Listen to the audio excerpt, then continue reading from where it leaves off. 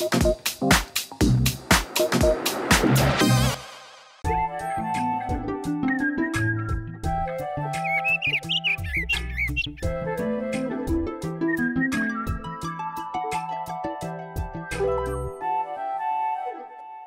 l'horizon 2022, les particuliers n'auront plus le droit d'utiliser de pesticides chimiques dans leur jardin. Alors pourquoi ne pas prendre dès maintenant l'habitude de jardiner au naturel pour faire de son jardin un lieu vivant, doté d'un écosystème riche, apte à fabriquer sa propre immunité contre maladies et ravageurs. Avoir un jardin naturel ou riche en biodiversité, c'est d'abord chercher à multiplier les milieux différents. Avoir des espaces un peu secs, d'autres au contraire un peu humides, une lisière entre les arbustes et la pelouse. Première règle pour jardiner sans pesticides, apprendre à organiser son jardin en fonction du lieu où l'on vit. On a des régions tempérées, des régions froides, on a des régions très sèches. Eh bien, la subtilité va être, quand on aménage son jardin, de prendre en compte ces aspects-là pour faire en sorte que la plante s'adapte le mieux à son environnement. Choisir une plante adaptée à son environnement, au sol et à la météo, c'est une première assurance. Vous aurez une plante belle, en bonne santé, et elle se défendra beaucoup mieux contre les maladies et contre les insectes. Donc ça, c'est la première condition pour ne pas avoir besoin d'utiliser de produits. Deuxième recommandation, pour jardiner naturellement et éliminer tout pesticide chimique, c'est d'alterner ses plantations. La rotation des sols est fondamentale pour limiter la dissémination de maladies cryptogamiques, de maladies virales ou bactériennes. La rotation des sols aussi, l'assolement, a aussi un autre intérêt. C'est que si on plante chaque année des plantes différentes au même endroit, vous allez faire travailler le sol à des niveaux différents. Quand la géographie de votre potager aura pris forme, il reste une étape essentielle dans cette installation. C'est l'accueil des animaux utiles, des espaces pour ces alliés du jardinier qui vont l'aider à lutter naturellement contre les nuisibles.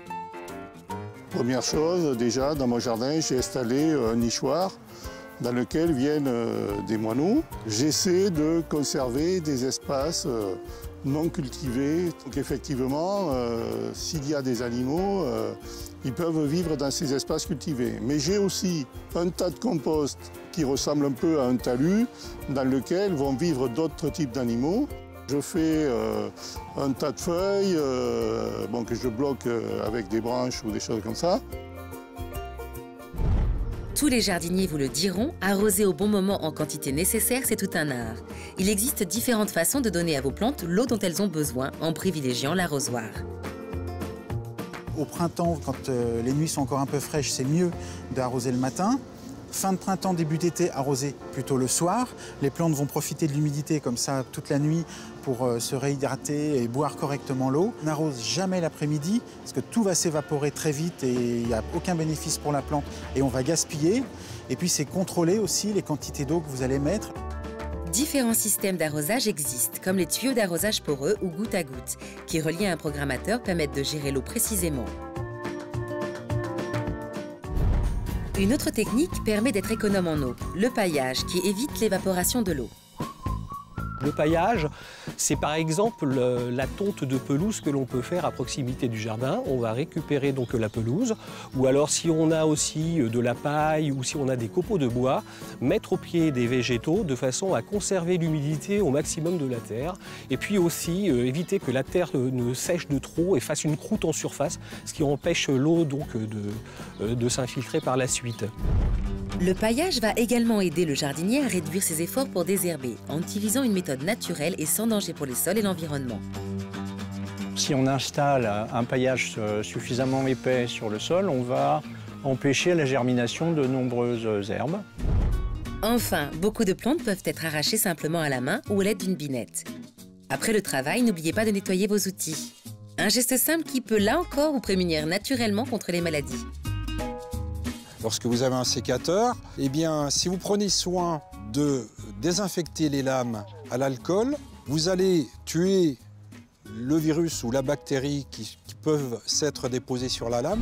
Le mildiou ou l'oïdium, mousse blanche qui se dépose sur les végétaux, sont les maladies les plus courantes qui peuvent atteindre vos plantes. Alors les déchets malades, alors c'est très simple, ne pas les faire patienter dans un coin du jardin, au moins les mettre dans un sac poubelle directement après leur ramassage. Les spores de ces champignons-là sont microscopiques et quand c'est la période de fructification de ces spores, les spores partent partout par millions. Jardiner nature, c'est aussi anticiper l'attaque des nuisibles avec des auxiliaires ou des méthodes simples et sans danger. Moi, ce que j'utilise, c'est des pièges. Le piège à patates, c'est une patate sous une planche ou sous une dalle qui va attirer les limaces qui vont y rester la nuit. Et j'ai un piège à bière en plastique du commerce dans lequel je mets de la bière et les limaces viennent boire la bière et se noient. Si malgré tous vos efforts, vos plantations sont victimes d'attaques de ravageurs, les produits de biocontrôle sont utiles. On a l'exemple de la coccinelle qui a la capacité de manger 100 à 150 pucerons par jour. Le chrysope, qui est un autre insecte, lui peut manger dans son cycle de vie jusqu'à 500 pucerons.